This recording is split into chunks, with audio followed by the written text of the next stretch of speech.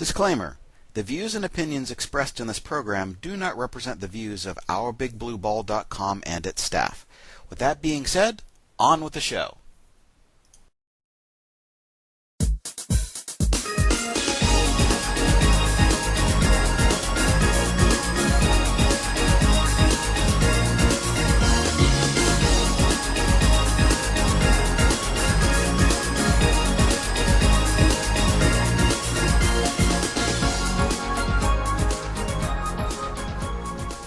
Hey y'all, how you doing? HuMei here, and my friend, but somehow still his mortal enemy.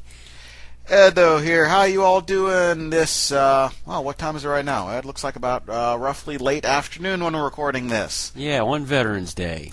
Yes, we'd like to wish all of our veterans out there a happy Veterans Day.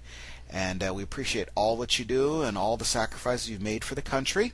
HuMei was a member of the Air Force for how long was it? 5 years. 5 years. 5 years-ish, and he was around.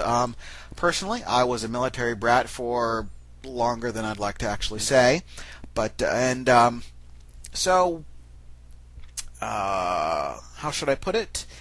We've got a military background going on here, and we know how when we talk about certain things that went on during overseas duty stations, things like that, we can actually relate to the various odd things that happened. So, once again, happy Veterans Day. We're glad that you could join us today, and hopefully you enjoy today's podcast. So, what things have been going on there? HuMei? Work has been keeping me from getting a lot of things done with our gaming stuff, but we'll be getting onto that here in a little bit. I know the feeling, just with various changes that are going on, in the workplace and everything like that. And hopefully some individuals have been able to actually understand what we're going through as well. It's been busy, it's been crazy, it's getting to the end of the year. People are just adjusting to the things that have happened during the entire year, and then they're getting ready for the next year. And as always, we're praying that things are going to turn out to be golden the next year. Yep.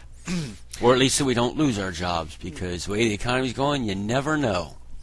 Yeah, so things we're going to be talking about today. Well, what we're going to do is we're going to talk a little bit about games and some movies. And what we decided today is that mostly this podcast is going to be sort of reflection, what memories, and we'll get a little bit into here. I was watching a video on YouTube by the James Rolfe, the angry video game nerd, and he's not exactly family-friendly entertainment, shall we say, and I'm sure everyone out there who's been listening to this knows exactly what I mean, but he did a couple of videos where he's reminiscing about various things, and that got me to thinking, okay, what can we do to reminisce about the good old days, so to speak? Because the world has changed a lot since we were kids, and of course, HuMei is a little bit more than 10 years older than I am. So it was sort of the same generation. We can relate to some things that had gone on and things we can remember from the past, and it's like, well, things used to be this way, but now they're this way, and it's just amazing how the world has changed. Oh yeah. Okay, so we'll do that. We'll go through some of these things here, and of course some new things coming down the pipes and whatnot. But if you listen to our last podcast, Franklin County in Chambersburg, Pennsylvania, should I say Franklin County? Then in Chambersburg, Pennsylvania, they had a Franklin Farm Lane Fall Festival here about a week or so ago, and we had a lot of individuals coming out from various areas and whatnot. It was being held in conjunction with the 4-H's Therapeutic Riding Center, and they had stuff like pony rides, and they had some carriage rides, they had some crafts to sell, etc. I spent about half the time dressed up in a costume.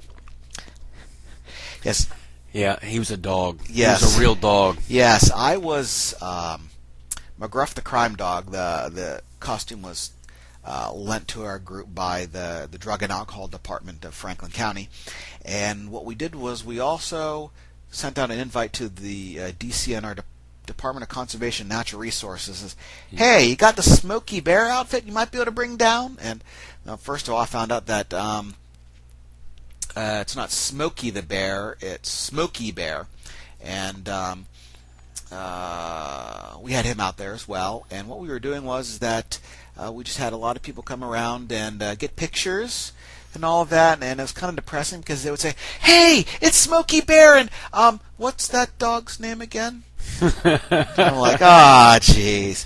But most of the people who are of the older, seasoned set knew exactly who McGruff the crime dog was, and just about everyone recognized Smokey. Was there lots of hotties coming up giving you hugs? Not really. Most of them were, well, there were little kids. I got like 3 hugs from little kids and whatnot, and some of them would shuffle away in fear at both of the costumes, whether it be McGruff or Smokey. But it was a nice time. They're lucky. Yeah. If they'd have seen you outside of the costume, they'd have went running. Yeah. Love you too. Yes. As you can see, that is why I call him my mortal enemy. But in all seriousness, it was a good time. This might be an annual event, so maybe you can mark this on your calendars for next year when around the first weekend in November. Probably having it again, and if you were there already by chance, I hope you had a good time as well. And once again, maybe we'll be seeing you next year on that. That's the main thing that we were covering from last time. And, of course, we talked about podcasting last time. And, of course, we're using the same type of stuff we did last time. And hopefully, people will tune in on a regular basis to all of our podcasts. So far, we got 2 up on YouTube. First one was, 30 minutes, and the second one was like an hour and 20. So I hope it entertained people when they tuned in. Yeah. So hopefully we'll get some more viewers up there, or listeners in this case, and we'll get more questions, comments, and whatnot. So we'll jump into things here about games. HuMei has certainly had a rather unnatural interest in MageKnight now. Well, the deal was that I stumbled on a place that's got a whole mess of this stuff. And MageKnight's no longer production, but the price was reasonable, and I've been able to pick up a little here and a little there. And heck, I'm surprised I didn't get. Well, they're not open on Mondays, or else I'd have been down probably picking up a box today just for the fun of it. Because I'm a natural collector.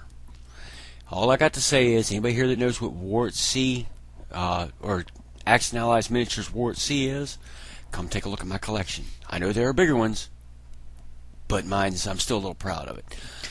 Okay, MageKnight was one of the first games that WizKids put out. It was the first of the Clix games, and it has a little base right there, and all of the figures in the game have a certain number of clicks that they can use. Some of them have a larger, I don't say a larger, but a longer base, so to speak.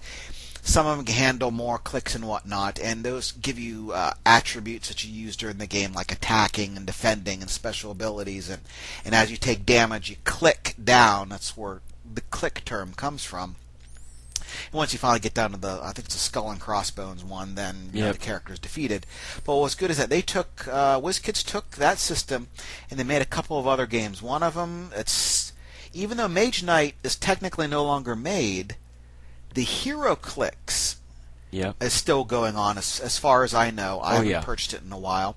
And even though it's taken off, I guess, how should I put it, and has left MageKnight in the dust, the basic idea was the same. They also did something for Halo, the game with the Xbox and everything like that. And they also had Horror Clicks, which was based on the all of your favorite horror people. You could find Frankenstein, you could find Dracula, you could find Freddy from the Nightmare series, Michael Myers. I do have that set.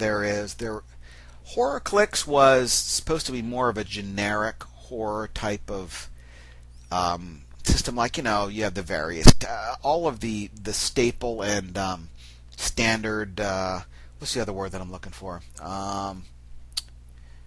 Cliche types of monsters and everything like that were in these Horror Click sets. And then what they did was they actually got some official releases that they signed licenses for.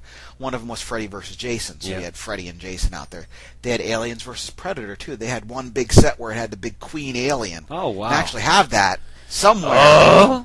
Yes, it was a huge set, and it came with that and like a couple little aliens, and it came with one of the Predators or whatever it was. But that was something you could use in that set as well. And unfortunately, since so the abilities and stats were a bit different across all these games, you couldn't mix and match. For example, I couldn't take a golem from MageKnight and toss it into HuClix.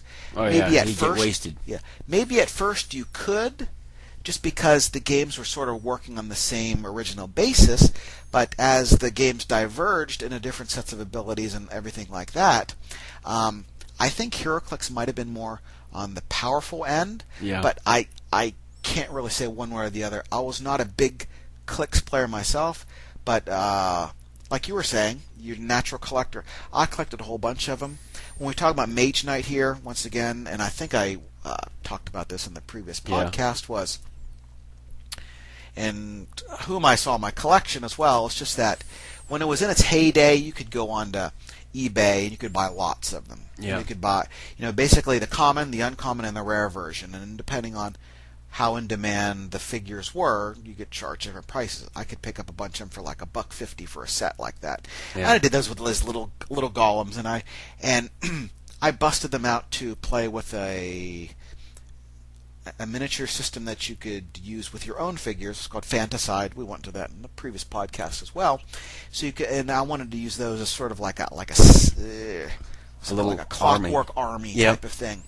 It didn't do too well during its first excursion because Tony, your spring sprung. Well, no, not so much that. It's just that Tony, when he had his army, and Tony is the manager for Neverland Games right down the street here in beautiful downtown Waynesboro, PA. He had like these ogres that he had from Warhammer Fantasy with just big guns, and then I couldn't get anywhere, and he basically just took me out before I could do anything. But for what it was nifty how you get all the figures together and see how the game work and be able to field your own army even though the figures are from a different game. Yep. But getting back to MageKnight here, I have some, and once again, you said you were picking up your own figures there. From what we had heard is that a new version was supposed to be coming out, wasn't it? Yes, sometime this fall, but fall's almost over. It's getting close to winter now, but you know how releases go. But was it a new MageKnight Resurrection is supposed to be coming out sometime soon. That's what I'm hearing, but I don't know. Well, I think what we were reading on the article first said, well, there's a board game, there's an RPG, and then there was a card game, and then the Clix game. Right. Now, I know that the board game came out, and it wasn't really a Clix game, so to speak. Right. It was more, okay, this is your figure, and how it did click, but it wasn't this tabletop game where you move stuff around. I think it was more, I'm going to say like Risk. Yeah. I know some people may be shouting at me, no, it's nothing like Risk, but it was more taking over territories type of game, I think. That being said, I haven't played it. But we haven't seen hide nor hair of like the RPG or anything like that, or the card game. But we'll have to see if that new releases for the actual Clix system, the tabletop game, come out. What is sort of neat is that they started unifying the Clix games that way. Like was it Star Trek Tactics came out. Oh, and if you really, really wanted to, you could have Hulk and the Enterprise. You could Hulk versus the Enterprise, or the Hulk and the Enterprise, and it seems kind of weird, just the sense of aesthetics. Yeah. But it's really nice that you could get all. It's a unified system now. So if you wanted to do that, regardless of how crazy it was, you could do it. I mean, now they had Lord of the Rings figures out too. Yeah. I bought a bunch of those a while ago, I think it was. And of course, they had a Hobbit set. They have Star Trek set. I believe the superhero ones, HuClix. I'm not sure if they're going to be compatible or not. I don't know. I think they're having a Yu-Gi-Oh one, and there's like another set that was supposed to come out too. But Pokemon. Everything's got to do Pokemon. Well, no, You would think that as well, but the thing is, Creatures and Nintendo and stuff probably would try and do something on their own for that because. No, I was just cracking a joke. Yeah, oh yeah, I know. But way back when Pokemon was popular, they had it slapped on from everything: Band-Aids, toothbrushes, suppositories, things like that. I wouldn't know about that. But you know what? But when something is really popular, it seems like it slaps on everything. Yep. Spaceball's a lunchbox. Spaceball's the breakfast cereal. Spaceball's the flamethrower. Mm-hmm. Kids love this one. Yeah. Yeah. So so I don't think we've actually sat down and played much MageKnight recently. We'll have to do it when we have the spare time because, like you said, it's just getting really work busy. and then when we do get together, we're mostly jumping together to try and do podcasts or whatnot. So it's your fault. Yes, it's all you listeners' fault that we don't have the time. Yes. Yes. So in other words, we've alienated half of our audience already by that one listen. Oh, we love y'all. That's what it's about. Yeah. So what we're sort of anticipating it as well. Just to see maybe what new stuff might be coming out, better sculpts, I don't know, but we're going to have to wait just to see what's on the horizon here. And talking about games here, and I think we went to in the first podcast, is that our gaming careers, so to speak, have been long. And not so prosperous, or maybe prosperous, I don't know. Yeah, well, we've ended up probably giving most of our money to other people so they can they be prosperous. Yes. So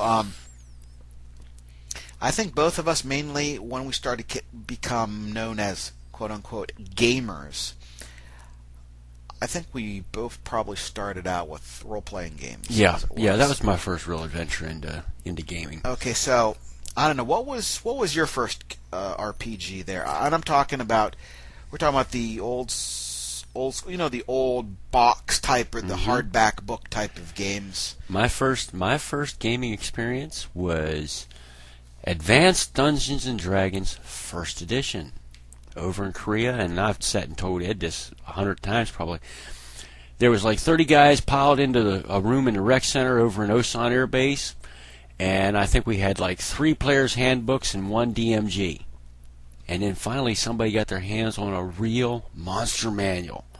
Now, mind you, the game had been out forever, but we just couldn't get the books because we were over in Korea.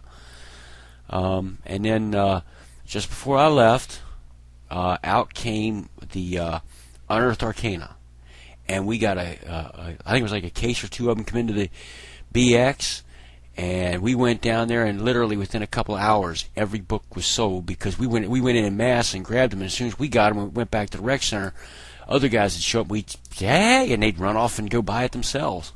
So I mean, that is when you were involved in it, but how did you get into it? What was the first experience? My first experience. Well, I'm not saying that in. That's what I wanted you to talk about. Okay. Really, how did you get into it? And I'll get into mine. But okay. Well, it's my very first experience was I was in Abilene, Texas, at the base, and sitting around with a day with nothing to do, and I walked in on some other people in my unit that I respected, but they were sitting there playing, and I played and had an okay time. I really didn't turn on to it, though, till I went to Korea about a year later. And I was, like most GIs in Korea at the time, I won't speak badly on them anyway, but my unit, we went downtown and we drank. And I'm sitting there one day on post, and I was thinking, well, I've been here 6 months and don't have nothing to show for it. So instead of going down and drinking that weekend, I went down to the local rec center there on base and asked about the D&D game that they had up on the calendar that was supposed to be on like 3 or 4 days from when I'd walked in. And, oh, there's a game going on right now. And I walked in, and I was instantly accepted. I was instantly in the group. We rolled up a character, and I started playing. And for the next year, well, 6 months or so to a year, you couldn't have pulled me out of that rec center.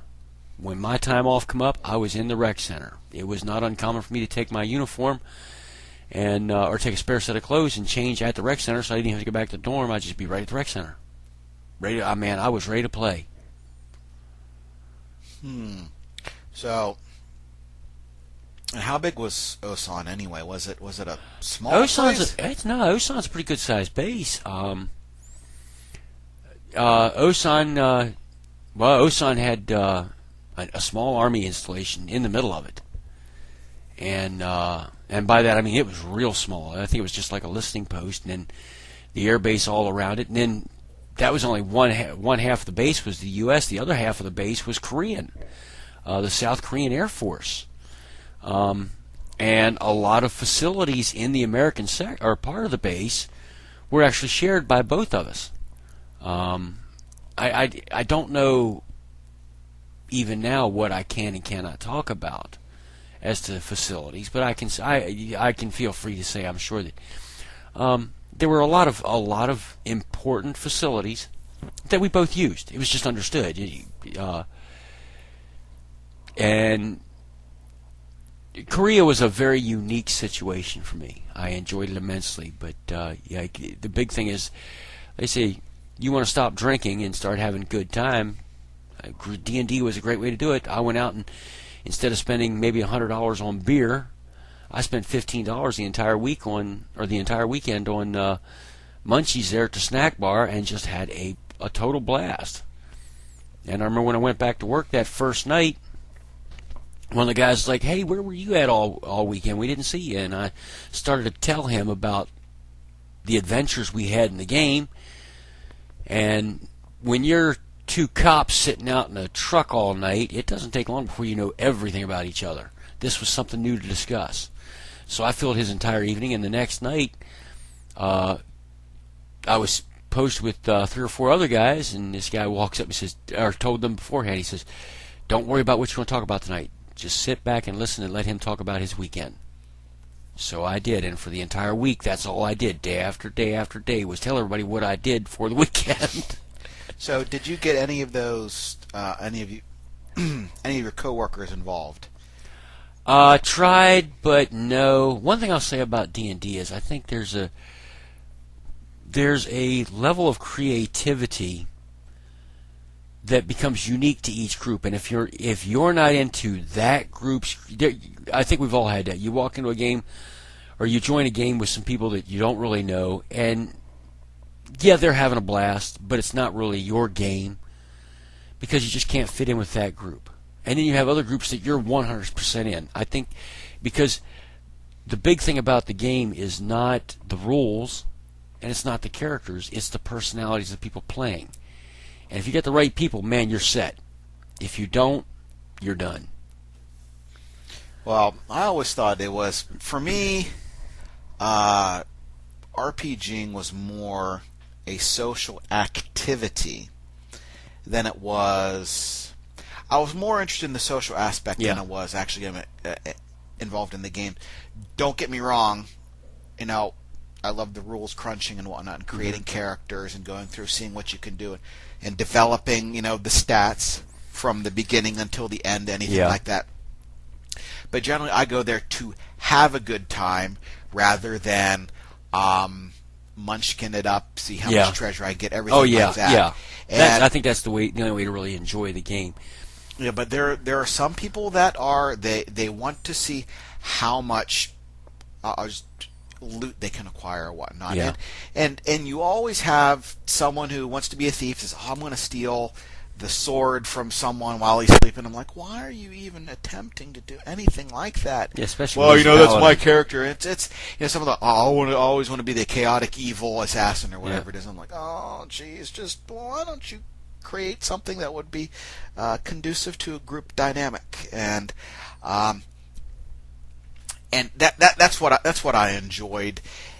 It was sometimes kind of hard to find players and whatnot for different games because there was after D&D came out, of course, there were so many other RPGs came out, whether they be you have the fantasy copies, of course, then you had the modern ones, you had the horror based ones. I think another very old one is Call of Cthulhu, things like that. And nowadays you can go onto the internet and type in your home city or whatever. You can probably find someone maybe a town over, take you 20 minutes to drive out there and you start playing with people. Yeah. Way back when, it was a little bit different because you had to go to a game store and sort of ask, are there any players? And depending on the size of a store I don't think there were a lot of devoted hobby stores back then. There used to be. Now, I don't know what your experiences are based on mine, but I would remember them being sort of half a comic store, yeah, and then half games, right. And let's not forget, when you walk into that store back then, most of that store was literally racks and racks of Raoul Partha.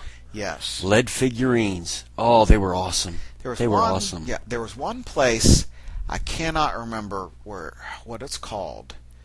I know that in Virginia, when I lived there's a place called Trilogy. I think it was in Norfolk, that had comics and some RPGs and stuff in it. And I remember that there was another one that was really big. What I mean really big, how do I say really big? But the store itself was...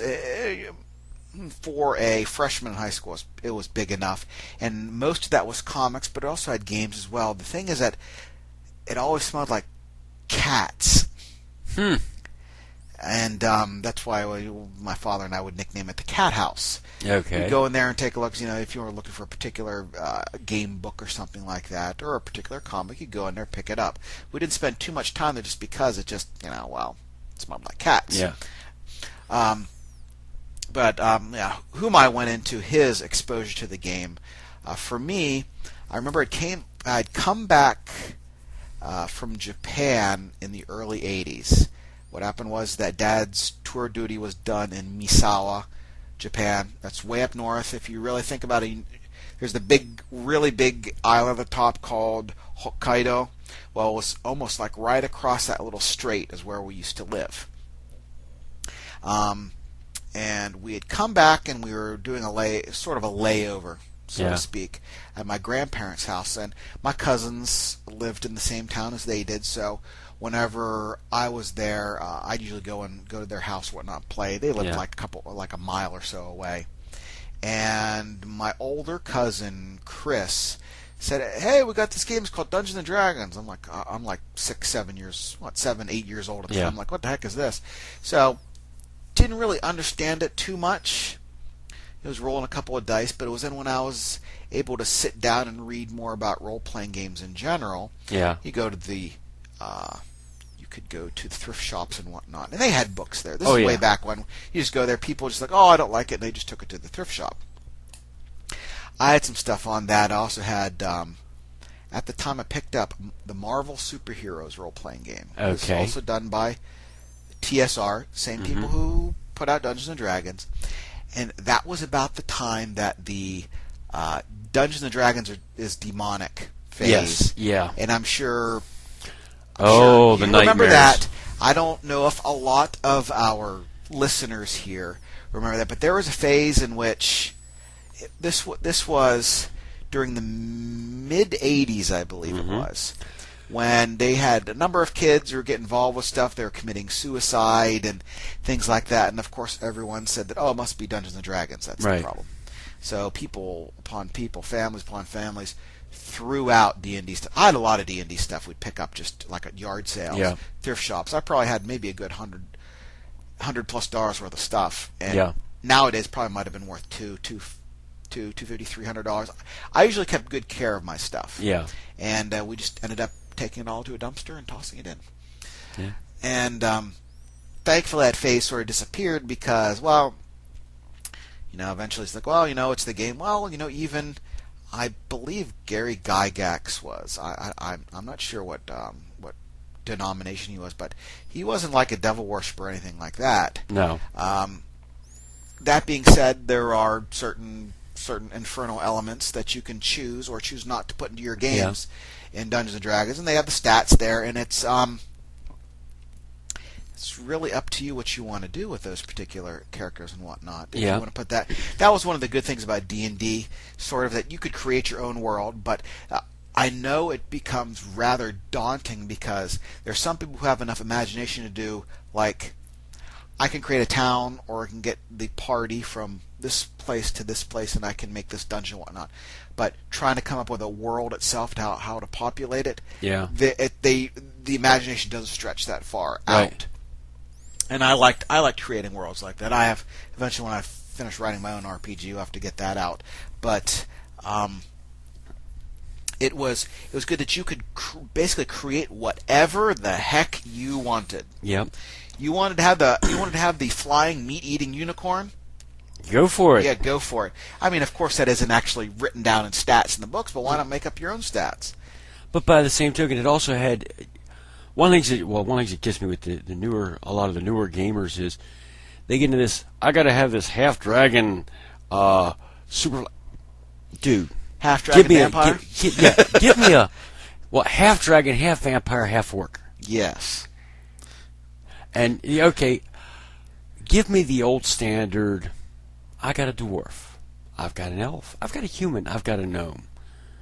And it's not that I can do everything and I can fend off every attack, because you're not going to do it. The idea was that I am good for certain things. The rest of my party takes care of me. Mm-hmm. That's where group dynamic comes in. Right, That's yeah. why, and that was good about a number of the classes, at least in the old D&D, is that the fighters fought very well. Mm-hmm. Yep. Couldn't do crap with magic or do any thieving skills or anything like that, but everyone had their own focus, and generally you didn't have a lot of overlap. Right. If people were like dual-classed or multi-classed, I think the only class that really had a sprinkle of everything was the bard way back then. It was supposed to have been, what was Right. it? It was a fighter, it was a thief, and it was what? A mage? Yep. And I think it even had some clerical abilities with some of their music they would play could heal. But the thing was, back then, if you did that or you did the multi-class, both those ideas, your character actually advanced very slowly. Mm-hmm. To where now your character lagged behind everybody else. Yeah, you could do everything, but you were so weak to everybody else. It's like, okay, I can be a little Band-Aid factory and throw a couple Band-Aids this way, and I can do maybe one or two attacks with my sword, but it's better if I stand back and let the fighter do that. Maybe I'll sit back and I'll play my little banjo, and I'll be playing some song to help give more power to the mages or to increase the healing ability of the clerics. And that's what you did. You weren't anything. And when you did finally become powerful, it was long after everybody else was like godlike status, and you got rid of those characters and started out something new. Well, you became a jack of all trades and Yeah. master of none. Right. And that's sort of like when they went into. Well, let's talk about the different editions then. I started with. I think I started with just D&D, not AD&D. Okay. And for those who don't know, they had Basic Dungeons and Dragons. Back then, it was just called Basic Dungeons and Right. Dragons, or just Dungeons and Dragons, and then you had Advanced Dungeons and Dragons. Now, if people have played the current games, generally what you do is you pick a race and you pick a class, and that's how you develop your character based on the abilities and everything. However, in Basic D&D, you basically only had a class. And what it was is that you had the fighter, you had the cleric, you had the magic user. Then it went into demi-humans, Yeah. where the elf was a class. It wasn't you were an elf this or an elf that. You were just an elf. They mixed a little bit of fighting and magic, usually like the magic users type of stuff. The dwarf was a class, and that was, I think they fought just as well as the fighters, but there were a couple of differences. You have to forgive me, I haven't played old D&D in a long time. And you had the halflings, which were speedier. I think they had some thieving skills, and I think Yeah. they introduced the thief in a later box set. But then went from that, then they had AD&D, which was, of course, advanced. The rules were more advanced. You had more options. You had more spells. Like in the old basic D&D, there used to be box sets. There was a red box, there was a blue box, there was a green box, there was a black box, and then there was the silver box, I believe. And that's when they had this special thing called immortal rules, where once you got to a certain level, you became immortal, and then you became almost like a deity. You became a godlike status, yeah. Yeah, you weren't exactly a god, but then what happened is a lot of the rules of the games changed and everything like that. But I don't think any of that is really considered canon, because I think it was just different enough that people just said, I don't really need it. Yeah, I remember I bought the Immortal Rules because I was curious. And that was the thing back then. I had the money for little purchases like that. And you get curious. Immortal Rules. Check this out. I bought it and then found out it's the box set. Box set stuff worked with AD&D, but not so great. You went out and bought your AD&D books. Yeah, well, the thing is that if it was the box set, that was more for basic D&D. Yeah. And that was geared more like their rules. But then AD&D comes out, everything changes. Mm-hmm. Even I was thinking, like, oh, wait a minute, you can become a dwarf thief if you wanted. Yep. I don't know if dwarves were allowed to be thieves. Oh yeah, dwarves made excellent thieves. Yeah, Thieves were. I'm trying to think. I don't think there was any race that was not allowed to be a thief. No, they had level limitations. Oh yes, yeah. If you wanted to be, I think maybe like a halfling fighter could only be 8th level or something, like whatever it may have been. But well, that was part of the deal. If you played a human, there was no level limitation. The demi-humans all had level limitations, and the idea was you got all kinds of bonuses just by when you started out, so it gave you a little easier start, but you weren't going to play this thing forever. And the idea was that theoretically, because the outlook of the demi-human would be they'd lose interest. So, yeah, you would retire that character. He got tired of that. He got tired of adventuring.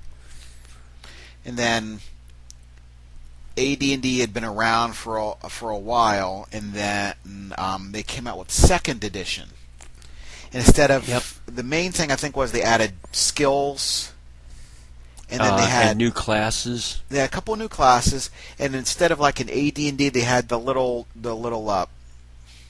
spreadsheet, I'll say, about depending on what type of weapon you were using and what you had to roll to hit versus various AC. They had something called THAC0. Yep. I always called it THAC0. Yep, THAC0. That's what I always called it. And that was shortened for to hit AC 0. Yep. That was added, and like you said, there were a number of additional classes.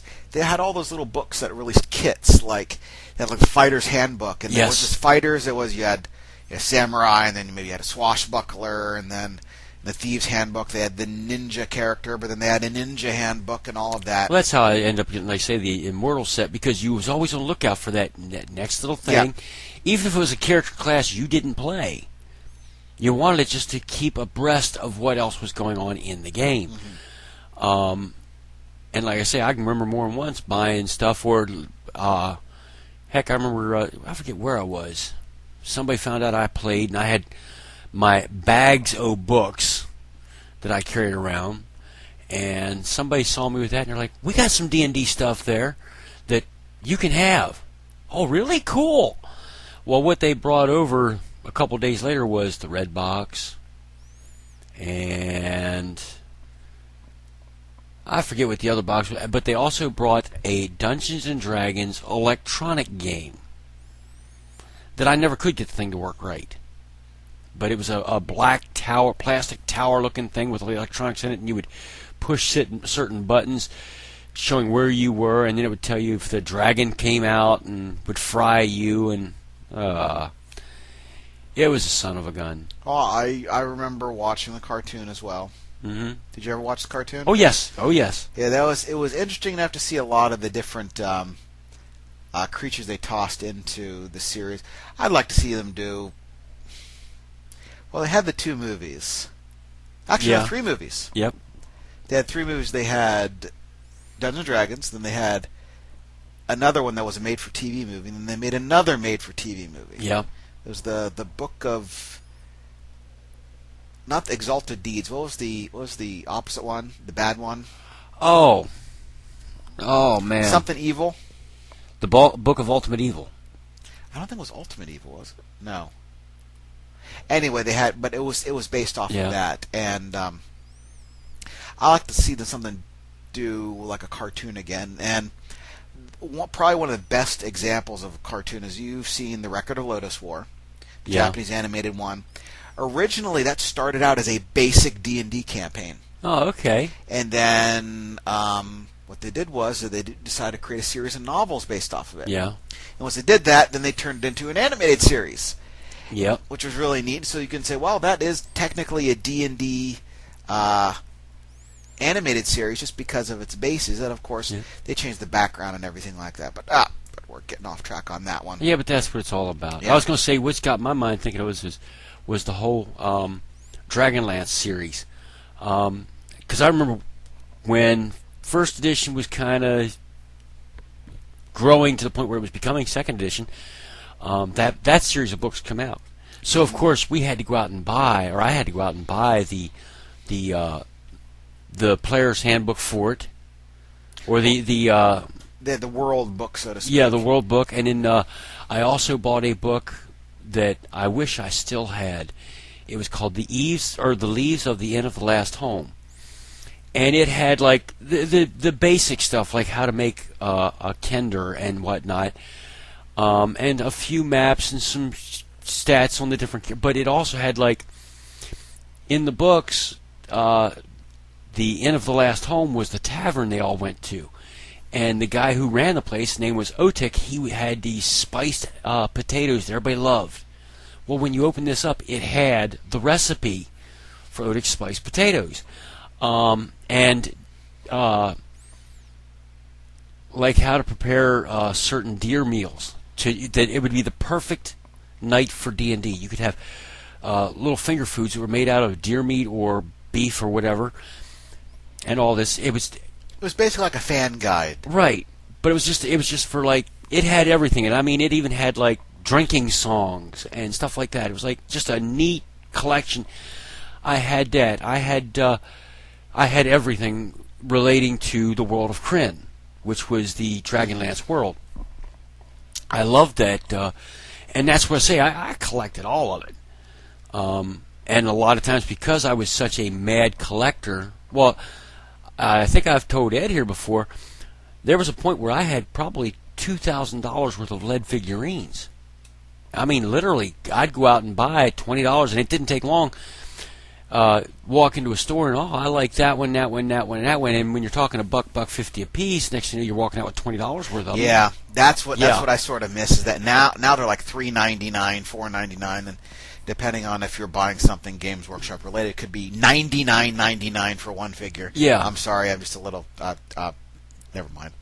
But yeah, back then, $1.25 for a figure. Yep. Oh yeah, you go and say, "Hey Dad, can I get a figure?" Or, "Oh sure, why don't you get two?" And you get little figures like, "Wow, I can't wait to get home to paint these." Yep. And that was one of the. Well, back then I didn't even paint them. I just had unpainted lead because I just loved. I'd pull out the figs and just look at the detail.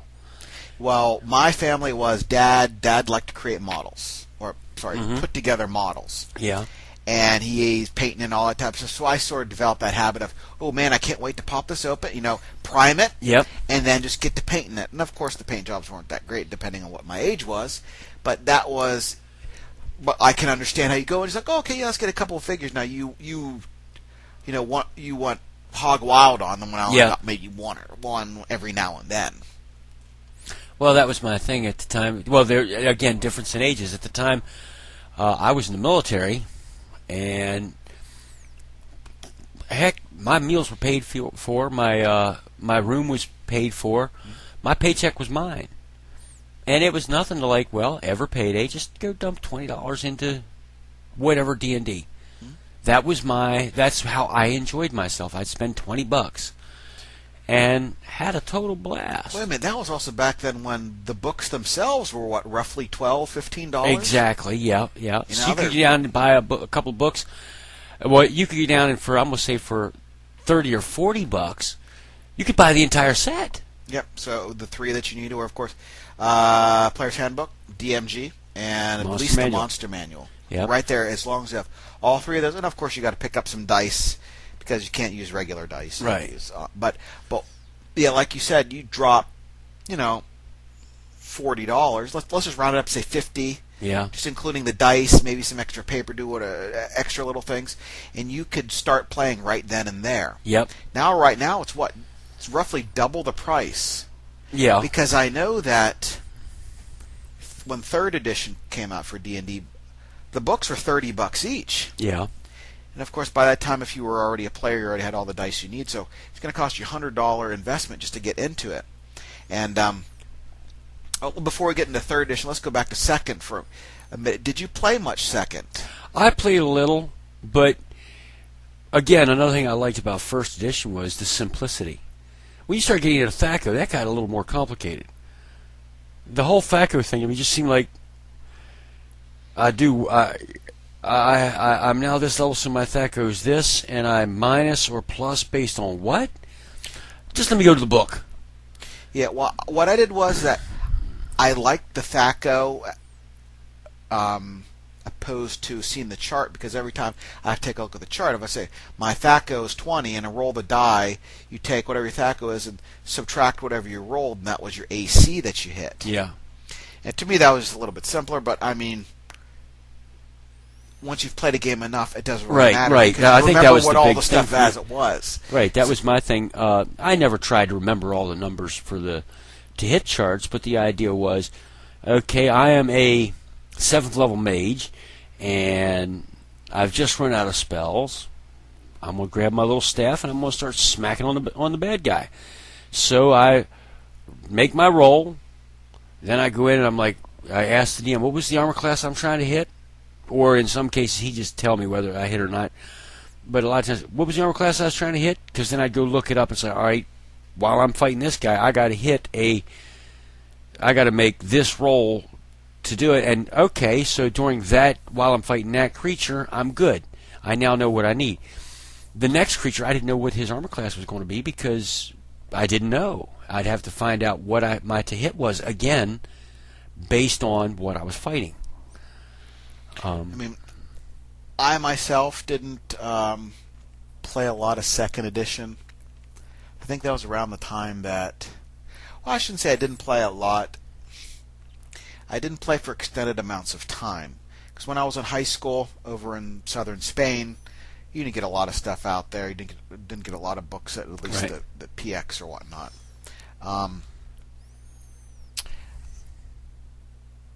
Didn't play a lot of it. But a number of the good settings came out for those types of for at least second edition.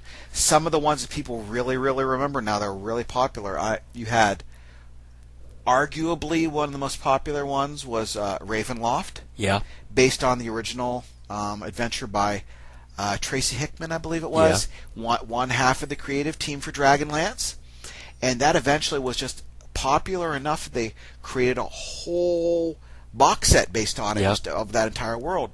Of course, you got another one that really turned everything on their end was Dark Sun. Yeah, I remember Dark Sun. Now, a lot of people give Psionics a bad name just because it seems to be a tacked-on system, and we're not going to go into the comparisons on that. But while that was sort of in the background, Psionics were, for Dark Sun, it put it right up there in the forefront because a lot of the magic had destroyed the world and everything like that. And if you want to read more about those settings, you could easily wiki them, whatnot. Then what happened was, it was a number of years, TSR started to go into trouble, financial trouble, bankruptcy and all that. Wizards of the Coast, they were the ones who put out Magic the Gathering.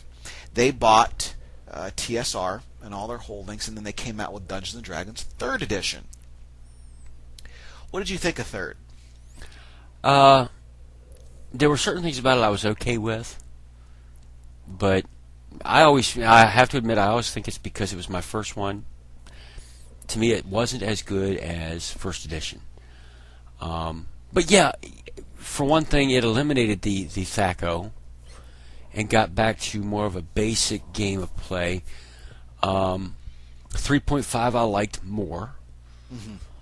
But again, my love of the game, of D&D as a game, goes back to 1st edition. And I'll also say this, it also had to do with the people I played with over in Korea. Mm-hmm. Because like I say, the group makes the game. Well, they sort of redid 1st edition. Well, actually, they re-released all the 1st edition books with different covers. Yeah, and I hope to get those eventually. Yeah, they're like $50 a pop, I believe it is, too. But also, when 3rd edition came out, they released something called the Open Gaming License. Yeah. Which means you could take all of the basic rules from D&D. There are certain product identity items that you couldn't use, but for the most part, just about everything, all the books stripped down to their very basics, could be used to create your own games, depending on, following this particular. It was the D20 gaming system. Well, D20 was a bit different. Oh, okay. Because when you had the D20 trademark, you had to do certain things and you had to post certain things. You couldn't use this, but you could use this. The Open Gaming License was a little bit different. Okay. Because you could call it something completely different. Yeah. At least with the D20, you said you need to buy the player's handbook or anything like that. Yeah. You couldn't put character advancement rules or anything like that in there. You had to go with the it was more constrictive, I believe it was. So they use this Open Gaming License to take 3rd edition, sort of strip it down a little bit, and sort of duplicate 1st edition. Of course, you have one of the books, Osric. Yep. And they did that. 3rd edition was the one that I played the most of. The longest that I played, I think the longest campaign I played in was for 4 years. Yeah. I was a cleric, eventually become a high priest, and I was turned into the king of a domain or whatever, and then that's when the campaign ended. We took out the big boss, and that was it. So what happened was that I have some 4th edition books. You haven't played 4th edition. No, I have never played 4th edition. 4th edition was more like a board game-ish type of thing. What it was that instead of having you have these particular abilities, what you do is you get, how should I put it?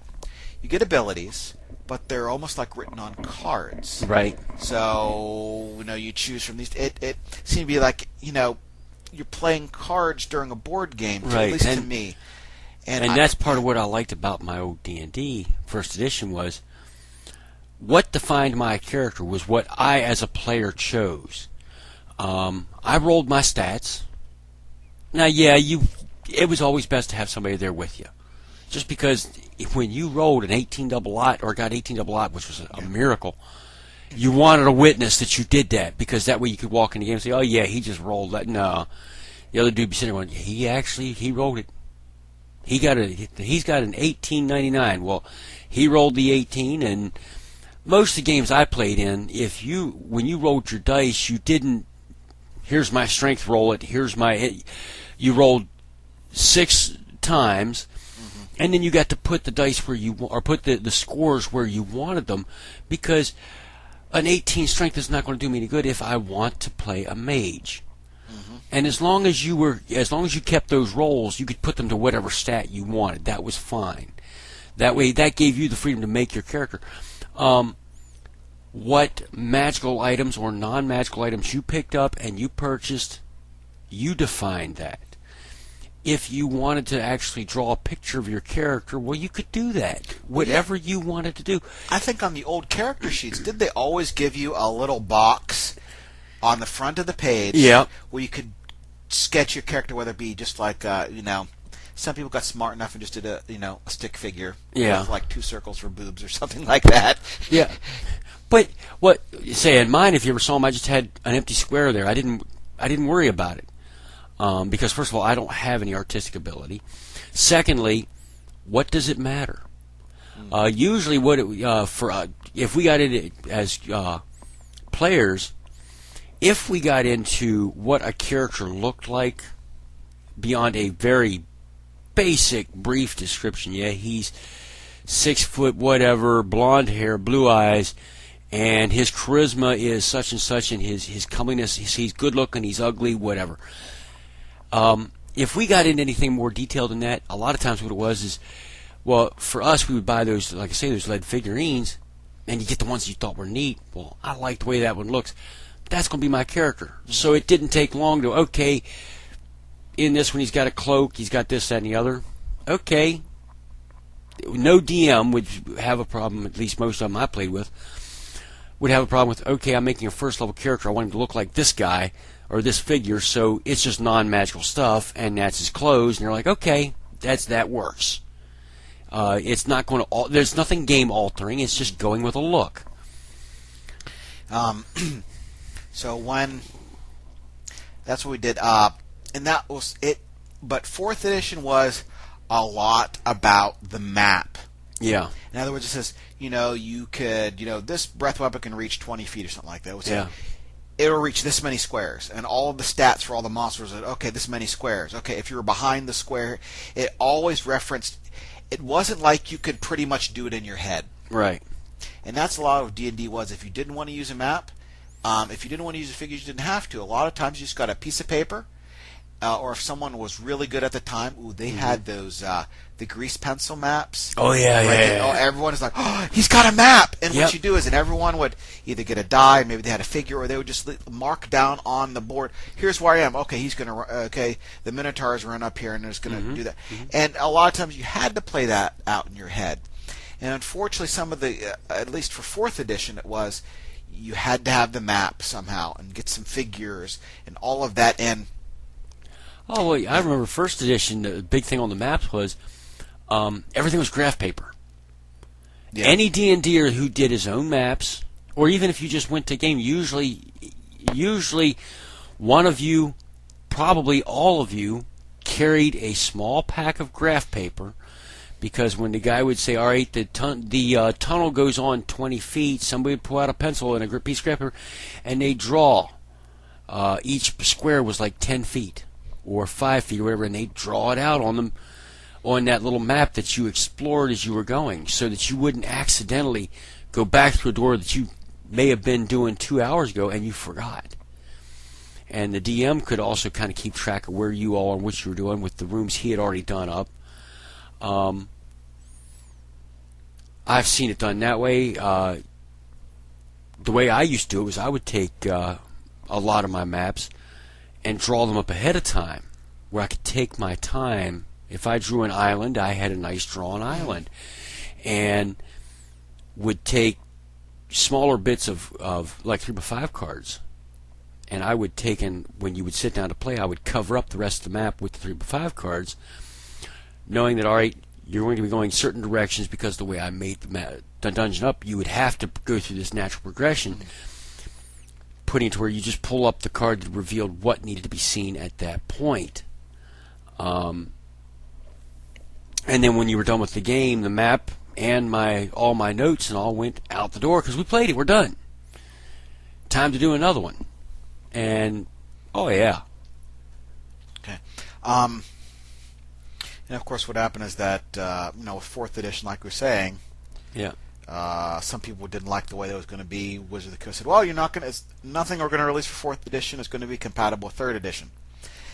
So once you sunk about $500 to maybe $1,000 into 3rd edition, and the company says, "Oh, by the way, you can't use it anymore," people tend to get kind of mad. Yep. So what they did was they took that open gaming license and they made a game called Pathfinder. And you flipped through it before, and you've seen it. It's basically 3.75, if you want to think of it in that way. It changed a bunch of little things, and then it apparently outsold for 4th edition. Yeah. I do have some 4th edition stuff. Some people really like it. I was like, okay, it's kind of nice because just the material that they have in there are kind of nice, but it was... From what I was reading, maybe from some insider information, was it didn't sell as well as they had hoped it had. Yeah. So now they have they're now 5th edition's coming out. Probably within the next 2 years. It's called Dungeons and Dragons Next. I haven't heard too much about it. I haven't read too much on it, but it seems to be it's going back toward almost the 3rd edition era. But that being said, I don't want to give anyone any bad information, but it seems, from what I was reading from secondhand reports, it's like 3rd edition. So I'm just going to go with that until I hear otherwise. So, we talked about D&D and everything like that. From that time, I started to amass role-playing games. Oh yeah. Just a whole bunch of them. Like I said a little bit earlier, is that I bought the Marvel Superheroes role-playing game and played that with a couple of friends for a while, and it was kind of neat. You go to a friend's house, it's a role-playing game, and you play it a couple of times, but I think it was when I started to get into high school and whatnot that started to play them on a more regular basis. You played that. I played the superhero one I played was when I was again over in Korea. We played Champions. Yep, that one, Champions, or it was called the Hero System. Yeah. So the basic was the only game that I know that you needed a calculator in order to create a character, Yeah. and then you needed to do a whole bunch of different things. And it was a point-based system.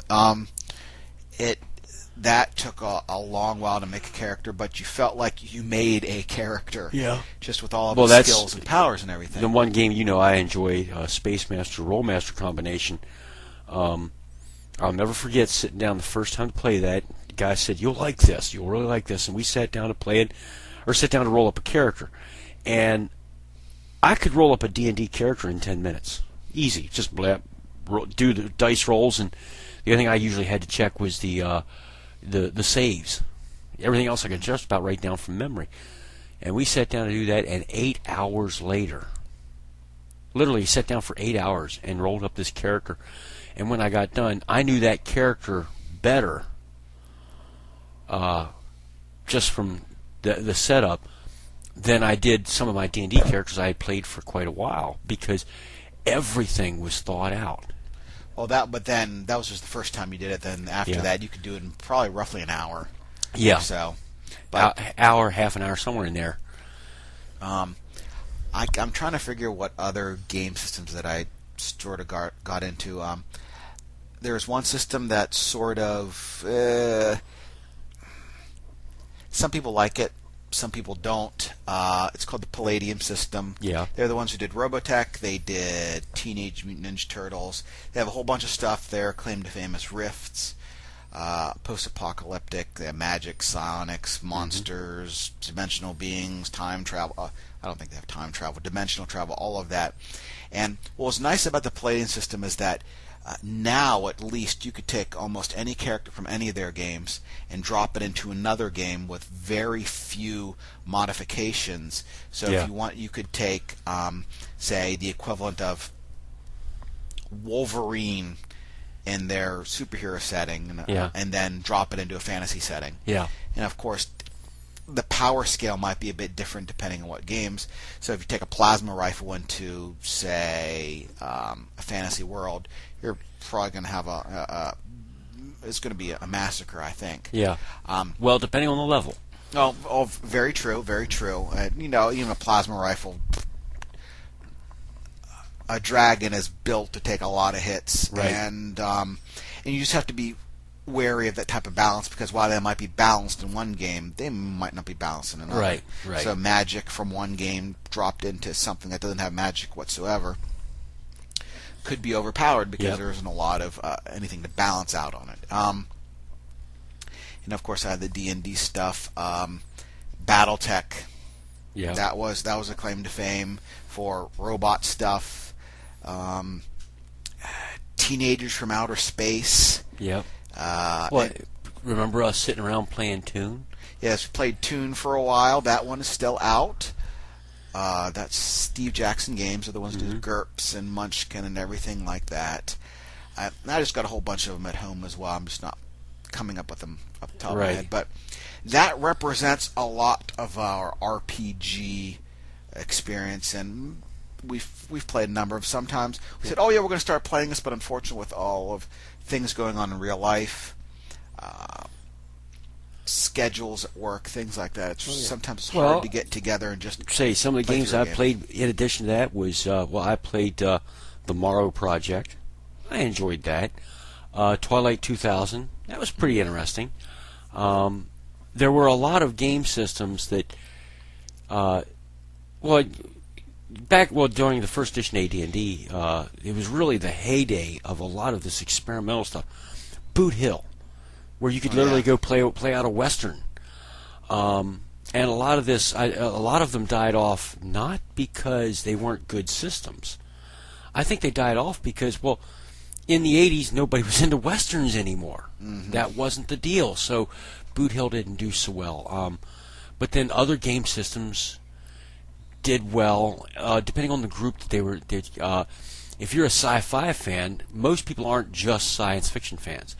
You got people who are, I hear it all the time, Star Wars versus Star Trek, or, come on, guys.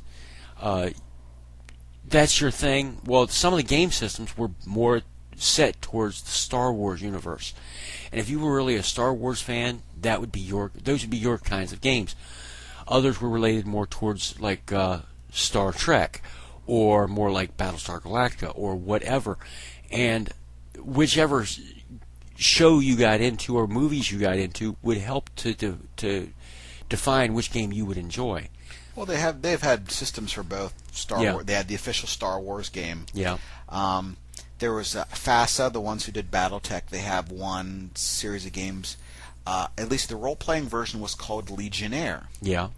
And then they had a couple of board games which would easily go back and forth. Now, the story behind Legionnaire was it was a space opera, rebellions, things like that. What they want to do is they created it in anticipation of getting the Star Wars license. Yeah.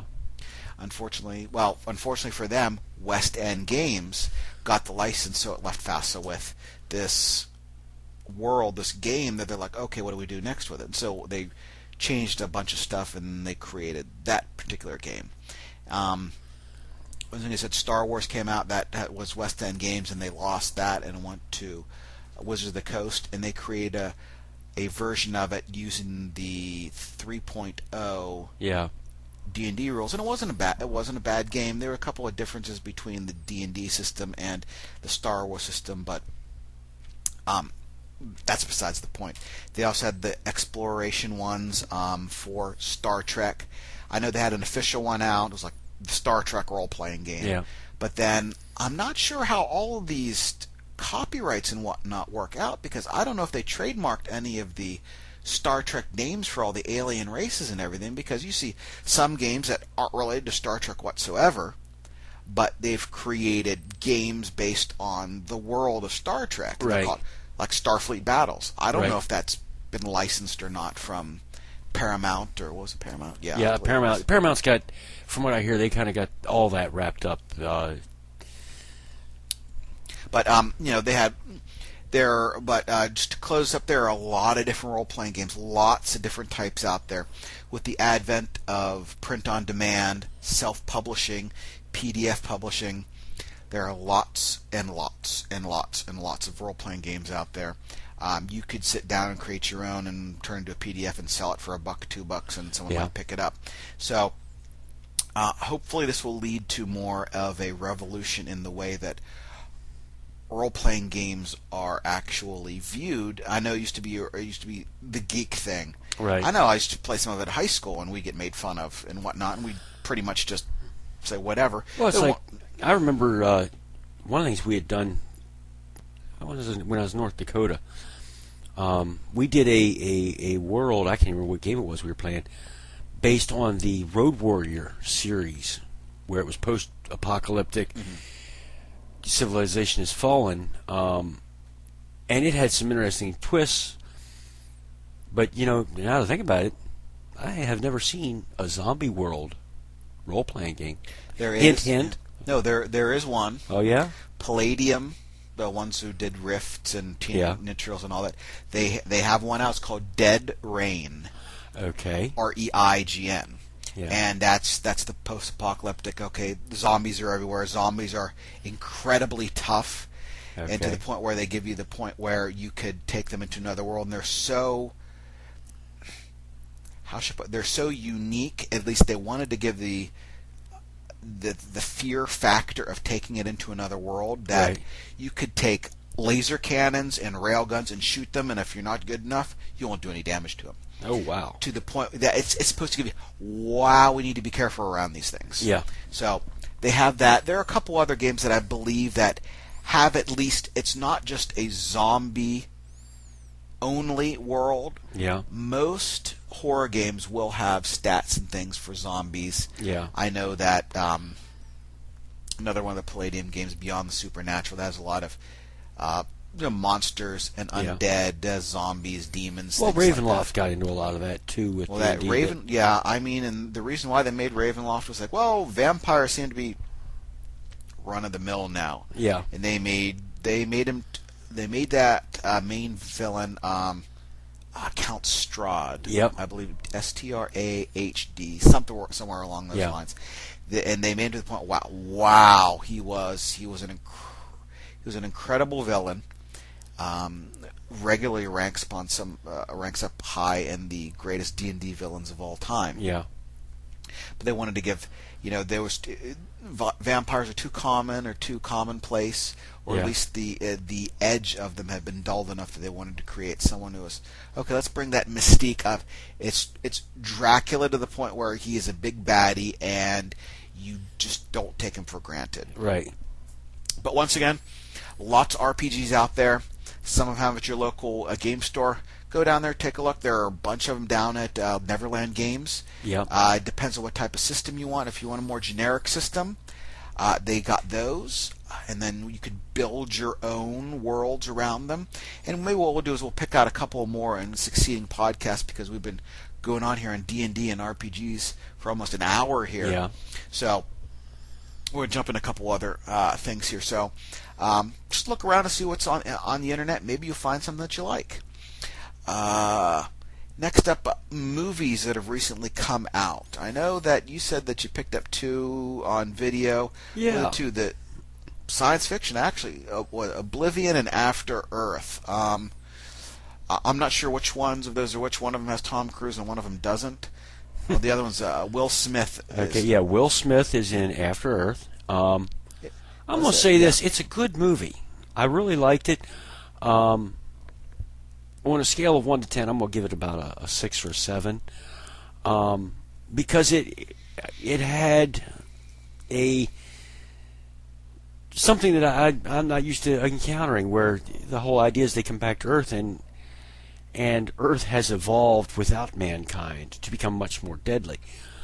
I'm used to, in most movies or even in games that I've played, Earth is the one safe place because we're still there. This one here, mankind is left and Earth evolved beyond. That was an interesting play, and the father-son relationship is played off big in the movie. The young man wants to prove himself, and he also is not very close to his father, although I think he wishes he was, and his father wishes they were closer. But life has driven them apart, and they're in an emergency situation where Dad's got to rely on the boy, and the boy's going to gets his chance to prove himself. But has to overcome some of that youthful exuberance to where he doesn't listen. I can just do this. That whole thing kind of plays in there, and I like that. I kind of like that. The other one, Oblivion, that's the one with Tom Cruise in. I like that one too because I've heard people say, well, I read that all the way early in the movie. I knew what was going on. Not me. And that's odd for me in a science fiction movie. I tend to, when Independence Day came out, I remember sitting there at the beginning picking out, that drunk, he's going to save the world. I can read it that far in advance, but this one I was like, what? I had no clue where the movie was going, and I liked that. I really did. I had no clue where it was going. Yeah, I haven't seen either of them. They're both out on DVD right now. I don't know. Just from what am I thinking of? Just from the trailers and whatnot, they seem to be okay. They really didn't capture my attention as much as they didn't say. Okay, to me, they didn't say, okay, you need to see this right now. Right. That's not how it was for me. So maybe I'm just. Well, that's how I kind of felt when I first. But when I saw them on DVD at the time, I was like, I want to do something tonight, and I really wanted to watch a good movie, but there was nothing that really caught my eye. I was like, okay, it's sci-fi. I'm into sci-fi. I'll give it a try. And I'm kind of glad I got them. Okay. Now another one that came out, I think it came out a couple of months ago, maybe. Probably a number of months ago. The Hobbit. Oh yeah. That came out. I picked it up. I think it was $12 or something like that. Yeah. And I think it was the 2-disc DVD one. We have a Blu-ray player at home, but I just don't. I don't use it that much. Yeah. The main thing I use the Blu-ray player for is that I can play Hulu on my Right. HDMI system or whatnot. So yeah, The Hobbit 2 should be coming out here. I think I have it down here December 13th. Okay, so that's going to be on a Friday, and I think we saw the first Hobbit in theaters. I think it was like a Friday or something, and we just said, well, let's do something, and once saw it. Didn't see it in 3D. The DVD I have is actually still in the wrapping. I haven't opened it up yet since I only picked it up last week. But I think it might be something we'll see in theaters, but then again, it was sort of like Pacific Rim, where we said, oh yeah, we need to go see it, we need to go see it, we need to go see it. Then we said, okay, it's coming out in DVD another 2 weeks. Yep. And by that time, it was probably out of theaters and was probably being shown on airlines. Which, by the way, point out, if you get a chance, I think it was a really good movie. So do I. I liked Pacific Rim. So the next one's going to be Desolation of Smaug for The Hobbit. I'll just call it The Hobbit 2. And, of course, it's probably going to have the big scene with Bilbo using the ring and whatnot to outsmart the dragon. I want to see the Battle of the Five Armies. That's probably going to be on the last movie. Well, yeah, but there's only supposed to be, what, 2? I think they're doing 3 or 4 okay. based on the one book, and they'll drag it out as long as they can. But I don't know if the trailer's been out yet or what. No, I haven't seen it. More than likely, there is one out since this is what, the 11th of November, and it's coming out next month. So we should be able to see it more trailers will be on TV when it comes out, and more than likely, if you're just looking around YouTube or any of your favorite sites, it'll probably come up as maybe one of the commercials. I'm not sure. So. Yeah. Well, one of the other things that I was thinking of is that I was looking at some YouTube videos, and the Angry Video Game Nerd, once again, not very family-friendly entertainment, the site that James Rolfe, is associated with is something called Cinemassacre, and they're doing some videos about reminiscing about various video games, but another one was reminiscing about the rental store. In general, the video game store, but rental store that were out years and years and years ago. And this is before DVDs and all of that. And I remember on Fridays, Saturdays, saying, okay, what kind of movie came out? Because by the time you were watching TV, the new videos come out. Oh, Teenage Mutant Ninja Turtles coming out on video here, next week or whatever it was. And you'd wait for that day, and you'd go down to the video store hoping that it would be in, because what they'll do is in the new release section they have like 10 copies of it maybe just sitting there, and they'd have the box in like thin plastic, and then they have the videotapes and those snap things right behind cases, it, and you go in there and you work, I wonder if they got it, and you see one left, you're like, yes, they got it, and you pull it up and you take it up to the register. And that was around the time that they would also have video stores would have video games for rental, and usually it was Nintendo, and that one specific game that you always wanted to play but was always checked out. Usually it was something that was new and everyone wanted, like, once again, Teenage Mutant Ninja Turtles, that was always out. Someone was always getting that, or the Super Mario Brothers series, Super Mario Brothers 3 or Super Mario Brothers 2.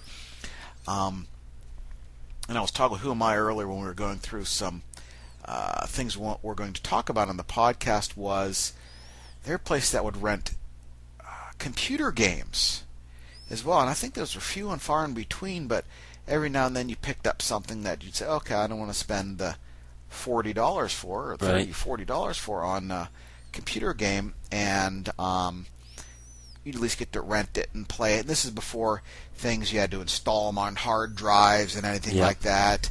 It was, you had the code wheels instead of logging into the internet. The internet didn't exist at that time. Right. Back when the closest you had was the bulletin board systems. I used to work on some of them. Yes, you could dial into those, and you could download some games, or you could play the equivalent of online turn-based games. Oh, heck, I remember when the big thing was you could go out and buy your first network hub, and you would have net parties. People would come over to your house, or you'd go meet somewhere, and you might get, well, a lot of them I played or did that with. It'd be like 3 or 4 of us would get together and we'd play a game over the weekend. Spend the whole week. Heck, whoever's house we went to, everybody would just grab up couches and floor and sleep on the floor or whatnot. And when you got up, get some breakfast and get into playing. The next time you'd stop was, well, getting hungry. Well, let's go out there and break out the grill and throw some hamburgers on the grill and just get back and just played all weekend long. But then again, that was before internet really went to where it's at now. It was, well, I remember when we first were able to get internet where I was at, which wasn't too far behind anybody else. I think it was kind of, that explosion all happened very quickly. But heck, then what happened was we'd go on the online to get more information about the game. Not cheat codes. We never wanted to do cheat codes, but like depending on the big one we played then was Delta Force 2. And I remember going in and getting more information on like everything from guns to maps, find out where things were in the maps that you had, because we were doing cooperative. That was our big thing, playing cooperative games. And, well, you might find out where something was on the map you hadn't seen before. You just check out, get the most out of that game.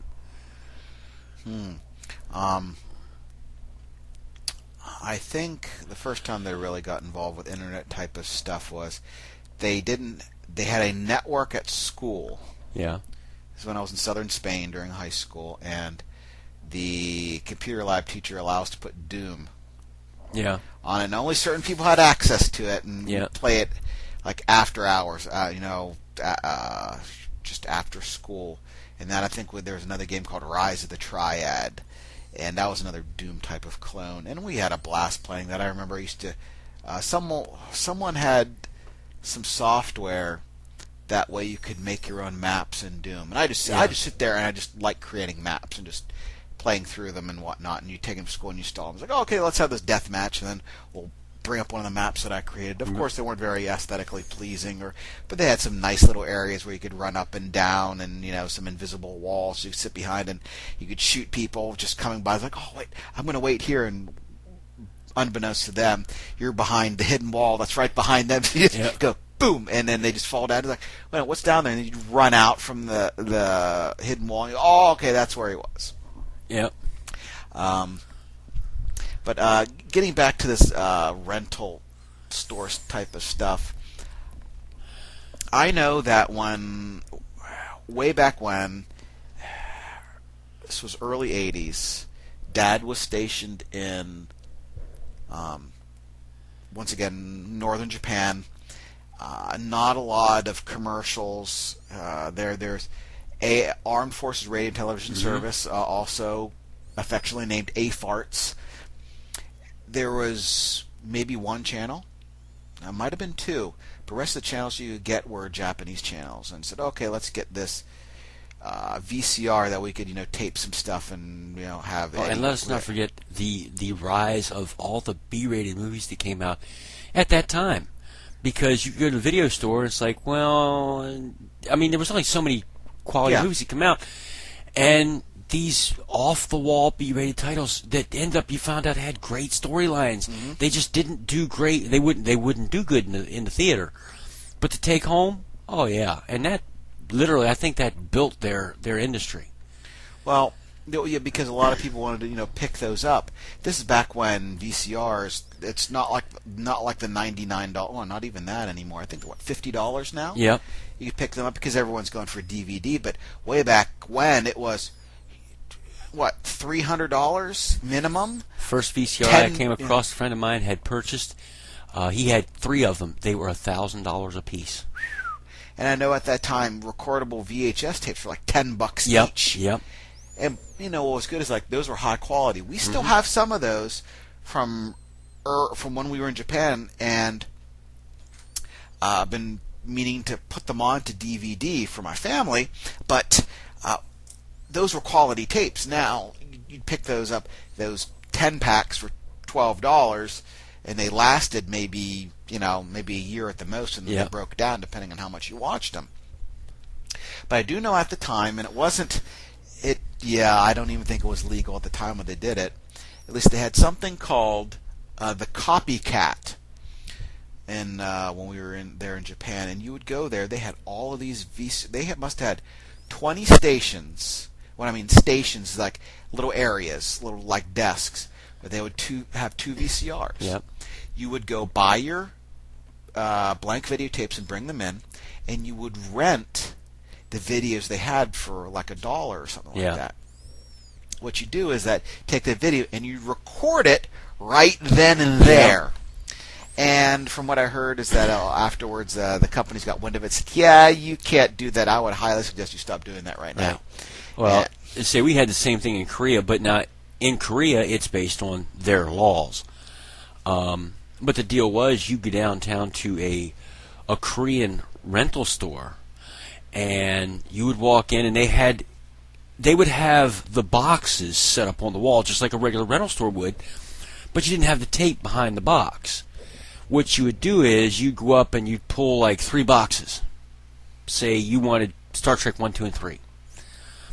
You take your tape and you tell them if you wanted just one movie on it, 2, 3, whatever, and you give them the tape, and you'd pay them like $2, which to the Korean, in their economy, $2 was a lot of money. They'd take it in the back and tell you to come back in about 6-8 hours. They would record it and give it to you. And as long as you were in Korea, that was legal. Well, I don't think anybody had a lot of movies like that.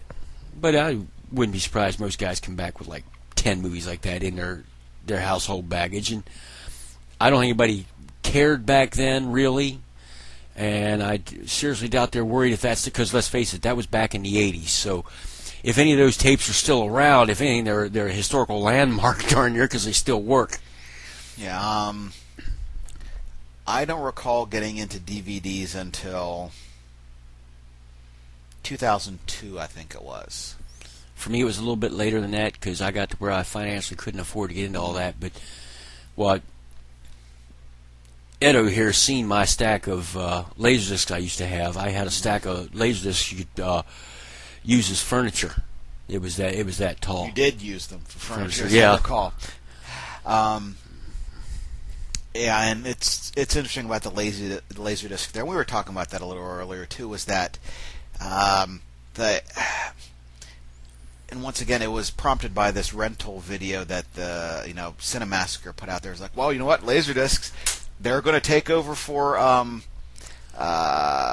videotapes, and in some ways they did. But DVDs are basically just almost the same as Laserdiscs. Yep. In a smaller format. Now, of course, Blu-ray is better quality. But if I may, Laserdiscs, I remember when I got mine, the big deal was back then, the video quality was 60% better than videotape. That was a major step up.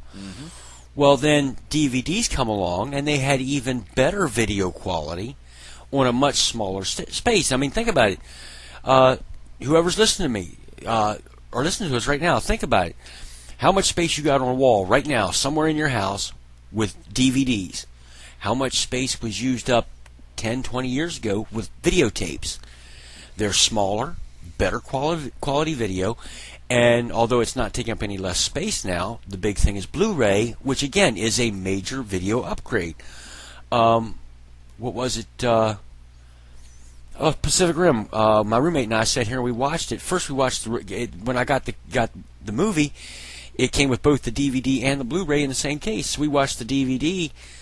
We wanted to put the Blu-ray in, but didn't realize till we pulled it out we had the wrong disc in.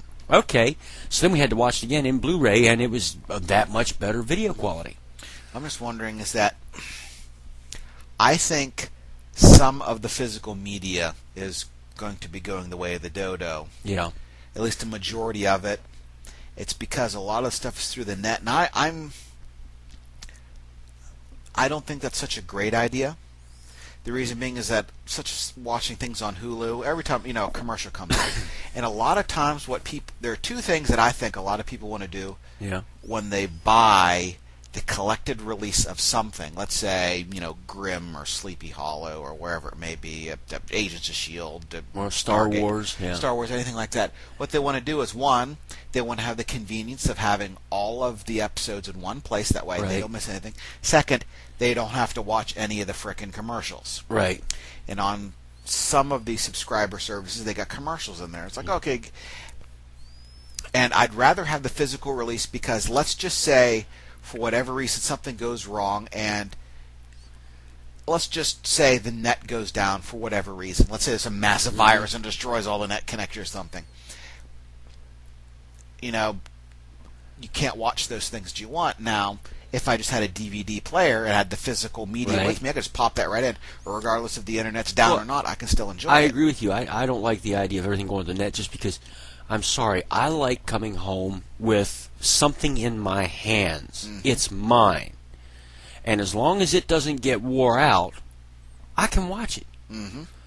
If I want to sit at home and relax and watch They Live with Rowdy Roddy Piper, and I've got the disc, it's mine. I can do what I want with it. I don't need anybody else's permission. I don't have to worry about, is my internet connection going to hold out? Is my internet connection fast enough? Yep. And I don't have to spend money on that internet connection to watch my movie. Mm-hmm. I don't have to worry about how much data I'm playing with. Watch your movie and enjoy it. Yeah, that's why some of the things that I just take a look and I'm going, and I see a lot of stuff going digital. It's like, wow. Well, one of the things I missed desperately with videotapes was, all right, I got to work tonight, and my favorite TV show is coming on. Pop a tape in, set it to record at the time you wanted, to end when you wanted. When you come home, you can now watch that episode. I just missed one of my favorite TV shows. I ain't going to say which one, it doesn't matter, because I was at work, and there is no way to record. We're going to go out and buy a TiVo unit.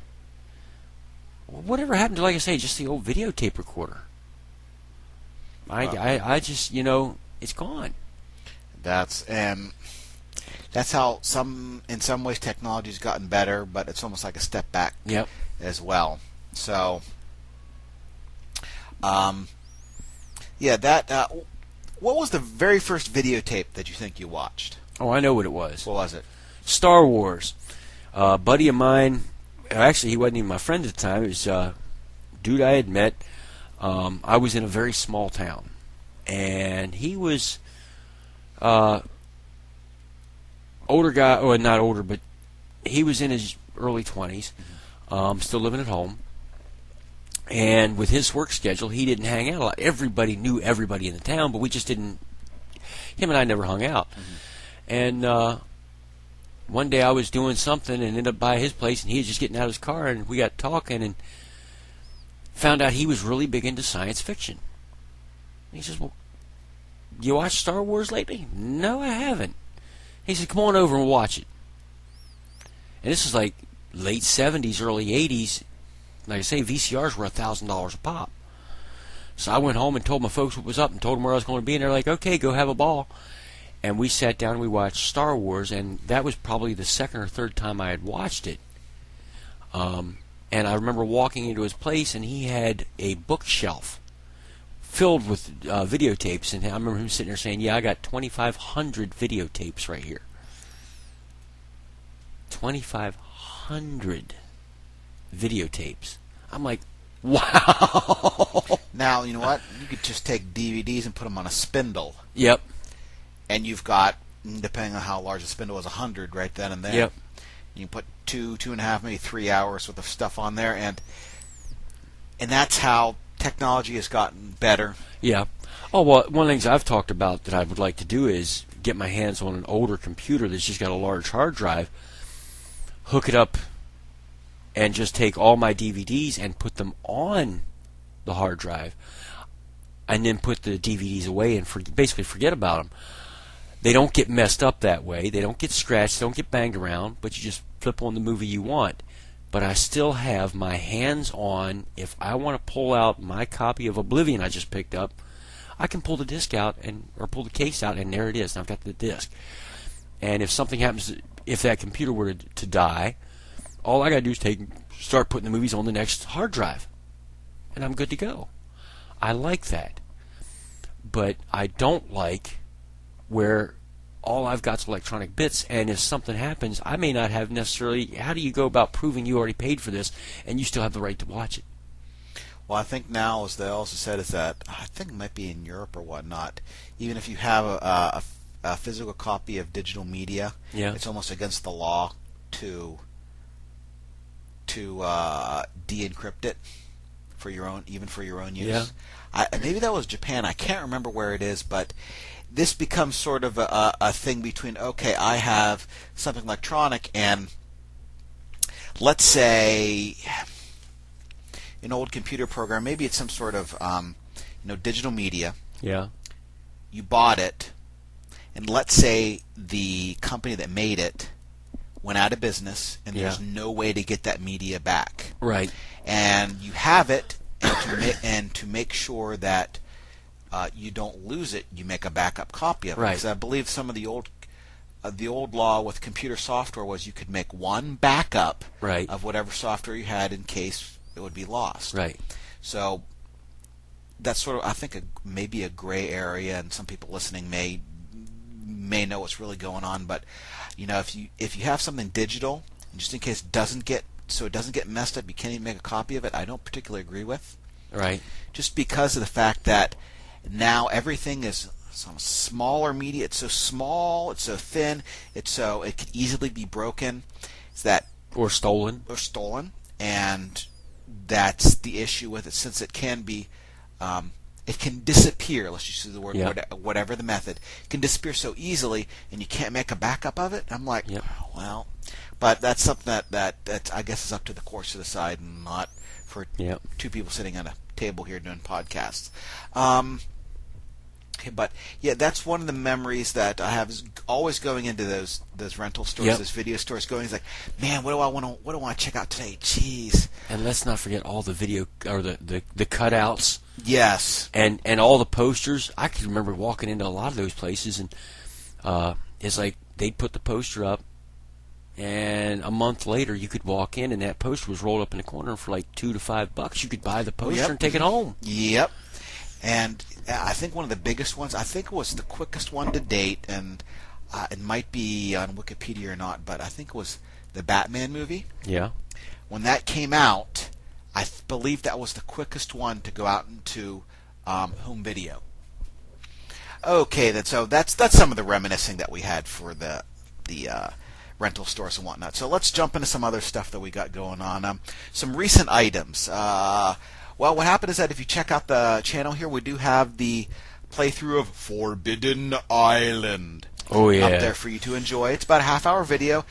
Gives you some the setup and everything. That whole playthrough of the game itself. Well, whether we win or lose, well, you're going to have to watch the video to find out. But it's a real great game. Once again, I'd like to plug it. You can pick it up for between maybe $15 and $20. I think it'd be a great gift for someone, or just something to add to your collection. Honestly, it's one of my top 1,000 games. It's in that list. So if it's in that list, you can guarantee that it's going to be something that you want to play. And it'd also make a good gift for Toys for Tots. Yep. I know some kids would probably enjoy that, because it is just an enjoyable game. Okay, also, HuMei is going to be putting up a number of articles on OurBigBlueBall.com in our section here, pop culture, whatnot. Can you give us like an overview of the kind of thing that you'll be doing with this? Sure. A couple of the games that I've been working on, writing on, I just haven't had the opportunity to get into it like I'd like to. I got a couple of zombie games and whatnot that I went out and I purchased just for us to enjoy, and each one has a little different feel. I'm going to do a little story on each one of those. Also, look forward to very soon Settlers of Catan, another one of, I believe, both of us in our top 1,000 favorite games. I mean, it's a really good game. I haven't really started on the article on that one yet, because I'm also thinking that might be a good video cast on that one. I don't know. Well, I mean, we can easily pull that one. We need some more players because Yeah, Settlers of Catan would need. It's not so much a head-on one-on-one game. It's more like a big party game where wheeling and dealing, and you can only really see a lot of what goes on only when you have four or more players. Well, it's the game's set up for up to 4 players. I have the expansion pack to take it up to 6, which to me the extra 2 people really adds a lot to the game because then you really start getting into, well, I need X, and you're not going to give it to me because you know I need it, and that'll give me points against you. But somebody else on the other side of the table might give me a little more leeway to what I can or can't do. And when you start to get higher up in the points, then they're all working against you, and it just adds a whole new element to the game.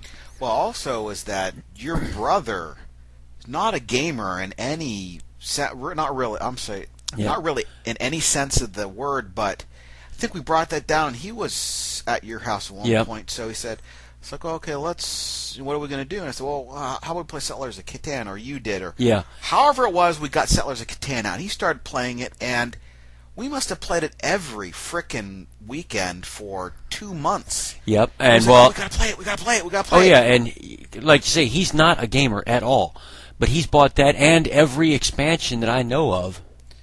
He's purchased. And my brother's more of the. He's a barfly. He's a barfly, and he's into cookouts. And he's into very social gatherings, but not sitting around a table playing a game. He enjoys a game. He'll tell you he does. But that's not what he seeks out. He's not the gamer like I am. That being said, for some odd reason, Settlers of Catan was something I'd make him sit his butt down in a chair and play it all the way through. If I called him up tonight and he was off and said, "Hey, we're playing Settlers of Catan," there's a good chance he'd be like, "I'll be up."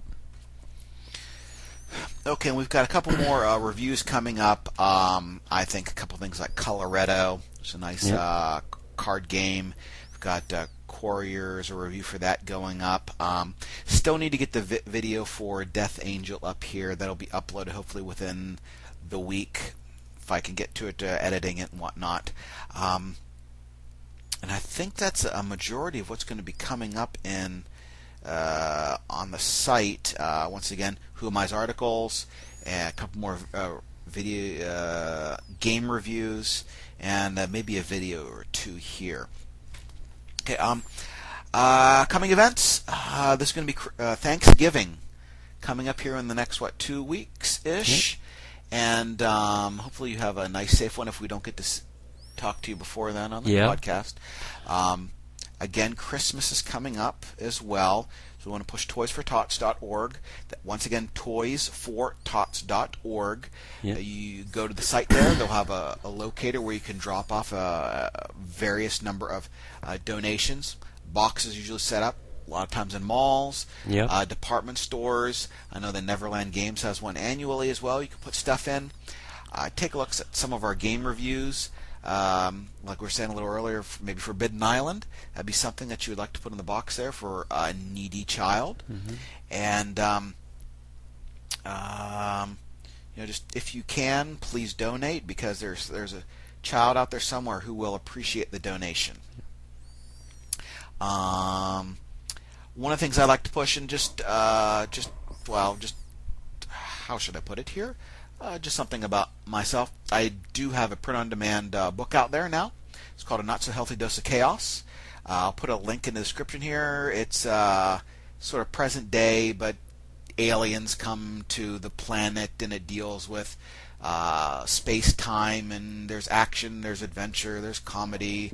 It's a sort of a harem situation, not on the hanky-panky side, but it's just a general description of a guy who gets involved with a lot of different alien women, and there's a lot of different personalities within the story. They all stay at his house. He's their landlord, and it's just people who've read it and have commented on it have said they like it. Once again, a lot of comedy, off-the-wall stuff, and I hope you will enjoy it. What I'll do is, once again, we'll try and get the link to the electronic book version, which is free. It'll be on smashwords.com, and hopefully you take a look at it. And the reason why I want to sort of push it is that hopefully the next volume of the series will be out here toward the end of November, or at least the ebook version. The print version might take a little bit longer. So that's enough about me here. Sort of wrapping up the end of the podcast here. Once again, you got comments or you got pictures of various things that are going on. You having a blast, or if they're coming events. Once again, if you've got pictures from last year's event and you want to push this year's event, come on, send it on over to us. And our email addresses are Edo and HuMei at OurBigBlueBall.com. Well, it's not. It's not both of us in one. It's Edo at OurBigBlueBall.com and HuMei at OurBigBlueBall.com. And how do you spell HuMei? HuMei. Okay. Once again, like us on Facebook, www.facebook.com/OurBigBlueBall. Once again, the website is OurBigBlueBall.com. You can catch HuMei and I's Twitter feed at www.twitter.com/Edo HuMei. It's not Edo HuMei, but Edo HuMei. And if you've got any comments on the podcast here, leave them in the video description. Maybe you want to send a couple of comments to us at our email addresses. Feel free to do so. And we're happy that you could join us this morning, afternoon, evening, night, whenever you may be tuning in to us. And we hope you'll be able to tune in for our next podcast when it's available in the future. So, say bye, HuMei. Bye, HuMei.